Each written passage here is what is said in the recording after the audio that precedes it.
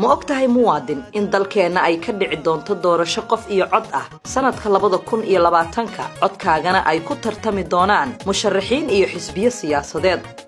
doorashadaasi waxay fursad kuu siin doontaa in aad ka qayb gasho cod iyo ra'yina ku yeelato talada iyo mustaqbalka dalkaaga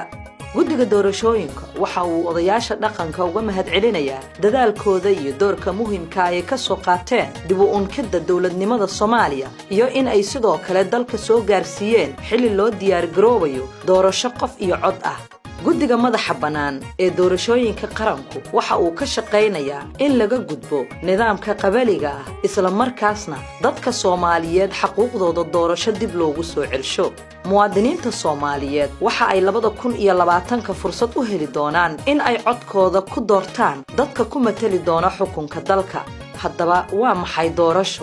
doorashadu waa nidaam ay codbixiyayaashu ku doortaan wakiiladooda iyo hogaankooda deegaan gobol iyo qaran doorashadu waxa sidoo kale lagu cayimaa wakiilada iyo hogaanka ay yeeshaan hay'adaha kale sida xisbiyada iyo ururada siyaasadeed maxay tahay muhiimadda